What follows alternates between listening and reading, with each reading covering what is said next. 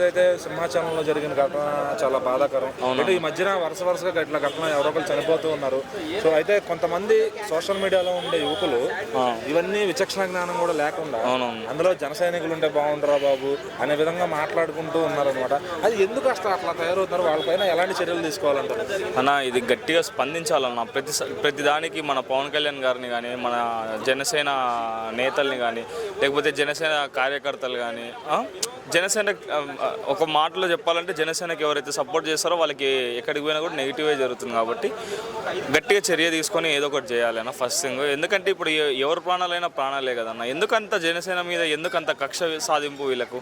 మెయిన్గా ఇది ఒక ట్విట్టర్లో ఒక యుద్ధమంలాగా చేస్తున్నారు ఈరోజు. ఒక స్పేస్ అనే దాంట్లో మాట్లాడుకునేసి మెయిన్గా చూస్తే కూడా మనకి టీడీపీ కార్యకర్తలు నేతలు మాట్లాడుకున్నట్లు ఇవన్నీ రూమర్స్ లేకపోతే నిజంగా జరుగుతుందో కూడా. ఒక్క విషయమే కాదు, మన పాకిస్తాన్ కూడా అంటే మన దేశంలో ఉంటూ వాళ్ళకి సపోర్ట్ చేసే వాళ్ళు కూడా ఉన్నారు. అవునవును. సో వాళ్ళందరినీ ఎందుకు ఎంకరేజ్ చేస్తారు? వాళ్ళని ఎట్లా హ్యాండిల్ చేయాలంటావు ఈ మన ఏదైతే డిపార్ట్మెంట్ ఉన్నారో? అదే అన్న, నిన్నలేదు మొన్న మన పవన్ కళ్యాణ్ గారు కూడా గట్టిగా చెప్పినారు కదా అన్న, మన దేశంలో బతుకుతూ పాకిస్తాన్కి సపోర్ట్ చేసేవాళ్ళు మన దేశంలో ఉన్న ఒకటే లేకపోయినా ఒకటే, వెళ్ళిపోండి పాకిస్తాన్ కానీ ఏం మొహమాటం లేకుండా చెప్పింది కదా. ఎప్పుడైనా సరే మంచి జరిగినా మంచి చెప్పే చోటు, ఎప్పుడైనా చెడు జరగడం, చెడు ఉండడం న్యాయం. అంటే మన సొసైటీలో అదే పెరుగుతుంది. అంటే మంచిని తొక్కి కూడా చెడుని పైకి లేపాలనేసి. ఇప్పుడు ప్రాణాలు ఎవరైనా ప్రాణాలే కదా అన్న. అది జన సైనికులు అయినా కానీ, మన టీడీపీ వాళ్ళు అయినా కానీ, ఎవరైనా ప్రాణాలే కదా. అట్లా మాట్లాడుకోవడం అయితే ఇది ఖచ్చితంగా తప్పు, ఖండిస్తున్నాం అన్న. నమస్తే అన్న. సో ఇవాళ అయితే అక్కడ జరిగిన సింహాచలంలో జరిగిన ఇన్సిడెంట్ చాలా దురదృష్టకరం. ఎందుకంటే ఈ మధ్యన చూస్తుంటే ఈ చావులు ఎక్కువైపోతున్నాయి దేవాలయాల్లో. అయితే అది పక్కన పెడితే సోషల్ మీడియాలో కొంతమంది హ్యుమానిటీ అనేది మర్చిపోయి సో అక్కడ ఆ ప్లేస్లో జన సైనికులు ఉంటే బాగుండేది కదరా అనే విషయంలో మాట్లాడుకుంటున్నారు. సో ఎందుకు అంత స్పృహ కోల్పోయే మాట్లాడుకుంటున్నారు? ఇప్పుడు జైన సైనికులని మాట్లాడిండ్రు అని మీరు అంటున్నారు, కానీ మరి వాళ్ళని ఉద్దేశం ఏందో, వాళ్ళ ఉద్దేశం ఏందో. అంటే జైన సైనికులు చనిపోవాలంటే దేని గురించి చనిపోవాలి? జన సైనికులు అంటే ఏమనుకుంటున్నారు? అంటే ఎవరైతే అంటుండ్రో చూసినావా, అంటే దేని గురించి అంటుండ్రు? జన సైనికులే చచ్చిపోవాలని. అంటే 10 ఏళ్ళు కష్టపడి పవన్ కళ్యాణ్ అన్న పైకి వచ్చి జన సైనికులు పైకి తెచ్చిండ్రు కదా. పవన్ కళ్యాణ్ అన్న అంటే చచ్చిపోతాం, ప్రాణాలైనా ఇస్తాము అని చొక్కాలు చింపేసుకొని ఉన్నారు కదా. పవన్ కళ్యాణ్ అన్నకు ఇంత క్రేజ్ ఉందా, ఇంత సత్తా ఉందా పవన్ కళ్యాణ్ అన్నకు? నాకు తెలియదని కొంతమంది ఓరవంతనం అందు గురించే ఈరోజు ఏదేదో అంటుండ్రు. జన సైనికులు చచ్చిపోవాలంటే ఎందుకు చచ్చిపోతారు? నీకు వస్తుందేమో ముందు చావు, జన సైనికులకు రాదు. జన సైనికులు తలుచుకుంటే నీకు వస్తుంది చావు ముందు. అది చూసి మాట్లాడాలి ఏదైనా కానీ. అక్కడ దేవుని దగ్గర చనిపోయినరు వాళ్ళు.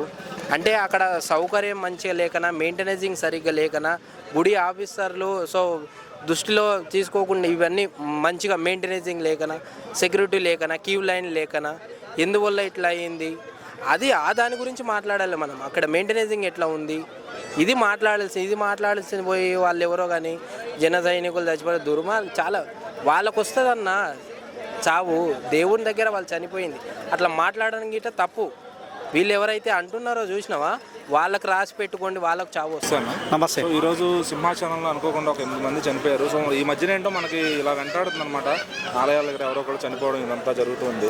సో అది ఓకే. ఆ హ్యుమానిటీ అనేది మర్చిపోయి సోషల్ మీడియాలో కొంతమంది ఈరోజు మాట్లాడుకున్న మాటలు ఏంటంటే ఇదిలో ఏదో వీళ్ళుంటే బాగుండేది కదా, జన సైనికులు ఉంటే బాగుండేది కదా అనే విధంగా మాట్లాడుకుంటున్నారు. దాన్ని యాక్సెప్ట్ చేస్తారా? అంటే సైనికులు అంటే మరి తెలుగుదేశం వాళ్ళు కూడా ఉండొచ్చు కదా. వాళ్ళు ఉంటే కూడా వేరేలాగా ఉండేది. ఇప్పుడు ముఖ్యమంత్రి అయితే తెలుగుదేశం వాళ్ళే, మరి వాళ్ళు ఉంటే ఇంకేమైనా స్ట్రాంగ్ అయ్యేదేమో. ఇప్పుడు ఎవడైతే అన్నాడో వాడు ఉంటే ఇంకా బాగుంటుంది. ఎందుకంటే వాళ్ళ తెలుగుదేశం అధికారంలో ఉంది కాబట్టి, విడిపోయింది కాబట్టి ఇంకో ఇన్సిడెంట్ జరగకుండా చూసుకుంటుంది. ఇది కాదు యాక్చువల్లీ మానవత్వం అనేది. ఎవరు చనిపోయినా, వైసీపీలు చనిపోయినా, లేకపోతే ఇంకెవడైనా మన శత్రువు చనిపోయినా, అలాంటి సంఘటనలో చనిపోవడం అనేది అయితే బాధాకరం. విచారం వ్యక్తం చేయాలి. ఇంకోసారి అలాంటి ఇన్సిడెంట్స్ జరగకుండా కృషి చేయాలి. ఇప్పుడు ఈరోజు జన సైనికులు లేకపోతే ఇంకెవరో ఉన్నారు అనేది అయితే పచ్చి అంటే అలాంటి మాటలు మాట్లాడడం చాలా బాధాకరం. ఈరోజు జన సైనికులు లేకపోతే పవన్ కళ్యాణ్ అధికారంలో భాగస్వామ్యం కానీ మొత్తం అధికారం ఆయన చేతుల్లో లేదు. ఈరోజు రాష్ట్ర ముఖ్యమంత్రి చంద్రబాబు నాయుడు అంటే ఆంధ్రప్రదేశ్లో ఏ ఇన్సిడెంట్ జరిగినా ఏది జరిగినా ఆయనే బాధ్యత వహించాల్సి ఉంటుంది. తెలుగుదేశం పార్టీ బాధ్యత వహించాల్సి ఉంటుంది. కాబట్టి ఆయన ఉంటే బాగుండు, ఈయన ఉంటే బాగుండు అనేది చాలా విచారకరం, బాధాకరం. అలా నెగిటివిటీ పెంచుకునే వాళ్ళపైన లేదంటే అలా నెగిటివ్ ప్రాపగండా చేసే వాళ్ళపైన ఎలాంటి యాక్షన్ తీసుకోవాలంటారు? సోషల్ మీడియాలో విచ్చలవిడిగా పెరిగిపోతున్నారు అట్లాంటి వాళ్ళు. అంటే అలాంటి వాళ్ళు ఎట్లా అంటే కుటుంబాల యొక్క మొన్న చూసిన వాడు చేబ్రోలు కిరణ్ అనేటోడు, లేకపోతే సీమరాజు అనేటోడు, లేకపోతే వాడు కిరాకార్పి అనేటోడు, లేకపోతే కొంతమంది వీళ్ళని చూసి ఇంకొంతమంది చీడపురుగులు తయారవుతారు. వాడు చేబ్రోలు గాడు పాపం జగన్ యొక్క సతీమణి మీద ఒక అభ్యంతరకరమైనటువంటి మాటలు మాట్లాడింది. అలాంటి లోపల వేసినప్పుడు లేకపోతే సరైన శిక్షలు లేకపోతే సరైన శిక్షలు వేస్తే వేరేటోనికి భయం అవుతుంది. గతంలో పోసాని కృష్ణమురళి మాట్లాడినప్పుడు జగన్మోహన్ రెడ్డి కూడా అదేవిధంగా స్పందించాల్సి ఉండే, కానీ దురదృష్టవశాత్తు వాళ్ళు దాన్ని పట్టించుకోలేదు కాబట్టి ఈరోజు అధికారం కోల్పోయారు. ఇదే విధంగా చంద్రబాబు నాయుడు కూడా ఇలాంటి ఇన్సిడెంట్ల మీద లేకపోతే నెగటివిటీని ప్రచారం చేసే మూర్ఖులను వదిలేస్తే వీళ్ళు end of the day Telugu Desam party కూడా నష్టపోయే అవకాశం ఉన్నది. నమస్తే అన్న. నమస్తే. సో సింహాచలంలో 8 మంది చనిపోయారు, అది దురదృష్టవశాత్తు. సో ఈ మధ్యన మనం ఎక్కడ చూసుకున్నా కూడా ఇలా అనుకోకుండా చనిపోతున్నారు అమాయకులు. సో దానికి మనం ఏం చేయలేము, బాధపడుతున్న తప్ప ఏం చేయలేము. అది పక్కన పెడితే సోషల్ మీడియాలో ఇలాంటి వాటిపైన చాలా వల్గర్గా ఇష్టం వచ్చినట్టు మాట్లాడుకుంటున్నారు. ఇవాళ చూసుకుంటే ఆ జరిగిన ఘటనలో జన సైనికులు ఉంటే బాగుండేదిరా అని చెప్పి కొంతమంది అయితే సోషల్ మీడియాలో చర్చించుకుంటున్నారు. సో అలాంటి మానవత్వం లేని వారి పట్ల ఏమన్నా చర్యలు తీసుకోవాలంటారా? మీ వ్యూ ఏంటంటే? ముఖ్యంగా సింహాచలం ఘటనలో చనిపోయినటువంటి కుటుంబాలకు నా ప్రగాఢ సానుభూతి. అయితే ఒక ప్రజాక్షేత్రం నుండి ఒక ప్రజలకు పనిచేసేటటువంటి నాయకులుగా ఉన్నటువంటి వాళ్ళు ఇట్లా వేరే పార్టీ వాళ్ళు చనిపోవాలి, ఇంకో పార్టీ వైసీపీ వాళ్ళు మన జనసేన వాళ్ళు ఉండాలనేది అది చాలా తప్పు విషయం. అది ముఖ్యంగా ప్రాణం ఎవరైనా ఒకటే, ప్రాణం చాలా విలువైంది. ఇవాళ ప్రభుత్వం నుండి కూడా ఆ విధంగా మాట్లాడు వాళ్ళు సరికాదు. ఎందుకంటే ఇవాళ అక్కడ ఏం కొట్లాడాలండి, ఏం మాట్లాడాలి వాళ్ళు?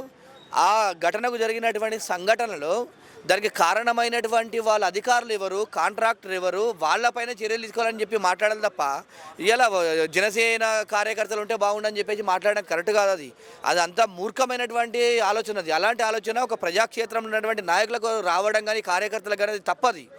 అక్కడ జరిగిన సంఘటన ఏంది, వారి చావు కారణమైనటువంటి ఎవరు, అక్కడ టెంపుల్కి సంబంధించినటువంటి ఈవోది ఎంతవరకు ఉంది, ఆయన నిర్లక్ష్యం ఎంతవరకు ఉంది, కాంట్రాక్టర్ ఎంతవరకు నిర్లక్ష్యం ఉంది అని చెప్పేసి మాట్లాడాలి తప్ప ఇలా అది బుద్ధి లేని మాట, మూర్ఖతమైన మాట మాట్లాడడం సరికాదు. ఎవరైనా కూడా మనం ప్రజాక్షేత్రంలో ఇలా తెలుగుదేశం గవర్నమెంట్ ఉన్నా, జనసేన ఉన్నా, వైసీపీ ఉన్నా కూడా ప్రజల మంచి కోరుకోవాలి. ప్రజలకు ప్రాణాలతో చెలగాటం ఆడినప్పుడు అట్లా అవుతున్నప్పుడు అందరు కలిసి కట్టుకోవాలి. అక్కడికంటే నిర్లక్ష్యానికి కారణమైనటువంటి వారిపైన చర్యలు తీసుకునే విధంగా మాట్లాడాలి తప్ప ఇలా వీళ్ళు చచ్చిపోతే బాగుండు, వాళ్ళు చచ్చిపోతే బాగుండు అనేది అది రాజకీయ నాయకుల లక్షణం కాదు.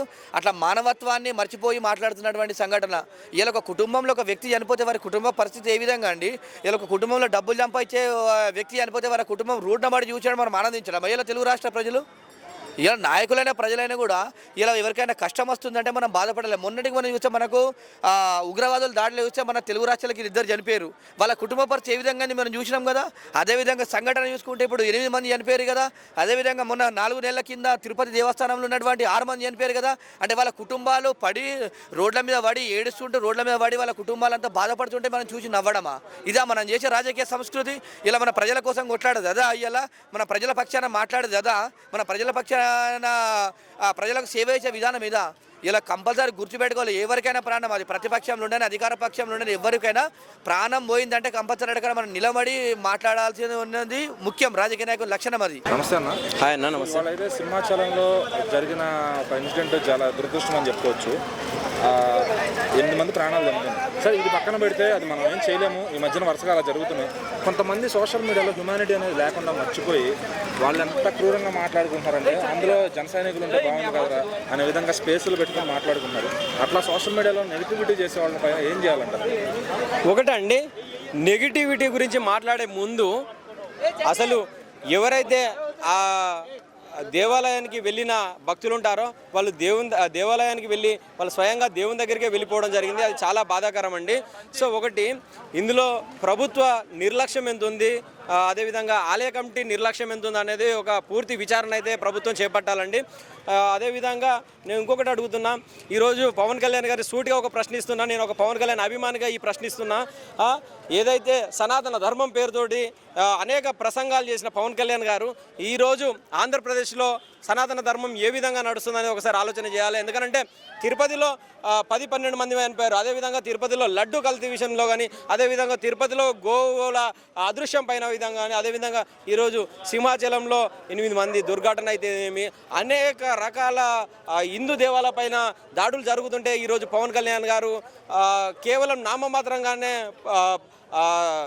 చూస్తున్న పరిస్థితి. ఎందుకనంటే గత 10 రోజులలో మనం చూసినట్టయితే ఉగ్రవాదుల దాడిలో చనిపోయిన కుటుంబానికి 50 లక్షల రూపాయలు ఇచ్చిన పవన్ కళ్యాణ్ గారు ఈరోజు మృతుల కుటుంబాలకు ప్రభుత్వం తరఫున కేవలం 50,000 మాత్రమే ఇవ్వడం జరిగింది. అది చాలా బాధాకరం. ఏదేమైనప్పటికీ చనిపోయిన ప్రాణానికి మనం వెలగట్టలేం కాబట్టి మినిమం ప్రభుత్వం ఒక 15 లక్షల నుండి 20 లక్షల రూపాయలు కేటాయిస్తే పవన్ కళ్యాణ్ గారు బాగుంటుందని చేతులెత్తి మరీ వేడుకోవడం జరుగుతుంది. ఎందుకనంటే మానవత్వానికి మొదటి రూపం ఎవరన్నా ఉన్నారంటే శ్రీ పవన్ కళ్యాణ్ గారు. అందుకనే పవన్ కళ్యాణ్ గారిని స్పెషల్గా ప్రశ్నిస్తూ ప్రత్యేకంగా వేడుకోవడం కూడా జరుగుతుంది. ఎందుకనంటే వాళ్ళవి కూడా ప్రాణాలే, వాళ్ళు కూడా మన ఆంధ్రులే, మన వాళ్ళే కాబట్టి సో మీరు దయదలిచి వాళ్ళకు కూడా, ఎందుకంటే వాళ్ళ పిల్లల ఫీజులకు కానీ వాళ్ళ తినడానికి కానీ వాళ్ళు అప్పులు కట్టుకోవడానికి అనేక రకాలుగా ఇబ్బంది పడతారు కాబట్టి సో పవన్ కళ్యాణ్ గారు కొంచెం దయదలిచి, ఎందుకంటే అది ప్రకృతి సంఘటన అయినప్పటికీ కూడా కొంత మీరు స్పందించి దాన్ని ప్రత్యేకంగా శ్రద్ధ చూపి వాళ్ళ కుటుంబాలను ఆదుకోవాల్సిన అవసరం మీ మీద ఉంది కాబట్టి రిక్వెస్ట్ చేస్తున్నాం. అదే మీరు అన్నట్టుగా ఇప్పుడు ఏదైతే జన సైనికులు ఉండాలని అనుకుంటున్నారో, ఎవడైతే ట్రోల్ చేస్తున్నాడో నా కొడుకులకు జాయింట్లు జారే రాక కొట్టాలి, అలాంటి నా కొడుకులకు ఎప్పుడైతే బుద్ధి వస్తుందంటే జాయింట్లు జారే రాక వాళ్ళ కింద తడిసే రాక కొడితేనే వాళ్ళకు బుద్ధి వస్తుందండి, లేకుంటే వాళ్ళకు బుద్ధి రాదు. ఎన్నిసార్లు చెప్పినా కూడా పవన్ కళ్యాణ్ గారిపై ట్రోలింగ్ చేస్తున్నారు. ఎవడైతే పవన్ కళ్యాణ్ గారి పైన ట్రోలింగ్ చేశాడో ఇంకొకడు, ఎవరికైనా మంచిగా ప్రతి ఒక్కరికి కూడా చెప్తున్నాము, ఏదైనా ఉంటే రిక్వెస్ట్గా మాట్లాడండి, మీ సమస్యను పవన్ కళ్యాణ్ గారి దృష్టికి తీసుకెళ్ళండి, తప్పకుండా పవన్ కళ్యాణ్ గారు పరిష్కరిస్తారని మేము భావిస్తున్నాను. అంతే తప్పించే పవన్ కళ్యాణ్ గారు తిక్క ట్రోల్స్ చేసిందంటే బద్దలు భాషింగాలు అయితే అండి, ఎవడన్నా కానివ్వండి. ఇంకొకసారి మళ్ళీ చెప్తున్నాము, మీ సమస్య ఏదైనా ఉంటే జనసేన నాయకుల దృష్టికి, పవన్ కళ్యాణ్ దృష్టికి తీసుకెళ్ళండి. అది చంద్రబాబు నాయుడుతో కాకుంటే, టీడీపీ ప్రభుత్వంతో కాకుంటే పవన్ కళ్యాణ్ గారు తప్పకుండా స్పందించి తన సొంత డబ్బులతోటి ఆ సమస్యను పరిష్కరిస్తారని నేను కోరుకుంటున్నాను. విశాఖ సింహాచలం దేవస్థానంలో జరిగిన సంఘటన అనేది 7 మంది చనిపోవడం జరిగింది. అదేవిధంగా కేజీహెచ్ హాస్పిటల్లో ఇంకో వ్యక్తి ఉన్నారు. ఖచ్చితంగా ఇది చాలా బాధాకరమైన అంశం. ఎందుకంటే ఒక దేవస్థానంలో భక్తులు చనిపోవడం అనేది చాలా బాధాకరం. అది ప్రకృతి వైపరీత్యమా, లేకపోతే అధికారుల నిర్లక్ష్యమా, లేకపోతే ప్రభుత్వం సరిగ్గా మానిటేషన్ చేయకపోవడం వల్ల జరిగింది అనేది పక్కన పెడితే ఇలాంటి సంఘటనలు అనేవి చాలా బాధాకరమైన అంశం. కాబట్టి ప్రభుత్వం ఆల్రెడీ ఎంక్వైరీ ఆల్రెడీ కండక్ట్ చేసింది. హోంమంత్రి గారు కూడా దాని మీద సమీక్షిస్తున్నారు. కాబట్టి ఖచ్చితంగా ఇలాంటి సంఘటనలు జరగకూడదు. అదేవిధంగా విశాఖ సింహాచలం దేవస్థానం ఎక్స్పెషల్లీ ఏంటంటే ఈ దేవస్థానం అధికారులు, అదేవిధంగా అక్కడ కిందన వ్యాపారాలను చేసుకునే వ్యాపారస్తులు ఇద్దరు కూడా సిండికేట్గా ఉండి ఈ యొక్క భక్తుల యొక్క వాళ్ళ సేఫ్టీ కావచ్చు, లేకపోతే వాళ్ళ మనోభావాలు కావచ్చు, లేకపోతే వాళ్ళ యొక్క ఆ యొక్క ప్రాంతానికి వచ్చినప్పుడు వ్యవహరించే విధానం కావచ్చు, వీటిలో మార్పు తీసుకురావాల్సిన అవసరం ఉంటుంది. అన్న ఇది ఓకే, కానీ సరే జరిగిందని మనం ఎటు తీసుకురావడం అది గవర్నమెంట్ చూసుకుంటాం. బట్ కొంతమంది సోషల్ మీడియాలో ఉన్న యువకులు ఏంటంటే ఇది ప్రమాదంలో అదేదో జన సైనికులు ఉంటే బాగుండేది అనే విధంగా కొంతమంది కోరుకుంటూ, సో వాళ్ళు ఏ పార్టీ వాళ్ళు అయినప్పటికీ కూడా కొంతమంది కూటమిలో వాళ్ళు ఉన్నారు, బయట వాళ్ళు ఉన్నారు, సో వాళ్ళు అట్లా కోరుకోవడం కరెక్టే అంటారా? తప్పది. ఎందుకంటే ఎవరైనా ప్రాణమే, అది ఆ పార్టీ ఈ పార్టీ అని కాదు, పార్టీలు ఉండే వాళ్ళు మనుషులే. ఒక గుడిలో అనేది ఒక భక్తులు అనేది చనిపోవడం అనేది చాలా బాధాకరం. అది మీరా, మేమా, లేకపోతే ఇంకెవరైనది అది చాలా తప్పది. అలా అనకూడదు. అలా అన్నవన్నీ కూడా చాలా తప్పే. ఎందుకంటే రేపు వాళ్ళ కుటుంబ సభ్యులు కూడా అయి ఉండొచ్చు. కాబట్టి ఎవరైనా మన వాళ్ళే, మన హిందూ వాళ్ళే, అదేవిధంగా ఎవరైతే టెంపుల్స్కి వెళ్ళారో వాళ్ళందరూ భక్తులే. కాబట్టి అలా ఎప్పుడు ఆలోచించకూడదు. అది ఎందుకు జరిగింది, లోపం ఉంటే అధికారులు లోపం ఉంటే ఖచ్చితంగా ఎంక్వైరీ చేయండి. ఎంక్వైరీ చేసిన తర్వాత అధికారులను ఖచ్చితంగా సస్పెండ్ చేయండి. అధికారుల మీద కఠిన చర్యలు తీసుకోండి. అదేవిధంగా ప్రభుత్వం యొక్క లోపం ఉందనుకో పాయింట్ వైజ్గా ప్రశ్నించండి. మీరు ఏదైతే దేవస్థానం సంబంధించిన చందనోత్సవ కార్యక్రమంలో మీరు తీసుకున్నది ఏంటి, అక్కడ జరిగిన అంశం ఏంటి, ప్రభుత్వం నిర్లక్ష్యం ఉంటే నిర్లక్ష్యం ఉందని చెప్పండి. అంతేగాని ఆ పార్టీ వాళ్ళు ఉంటే బాగుంటుంది, ఈ పార్టీ వాళ్ళు ఉంటే బాగుంటుంది అనేది కరెక్ట్ కాదు.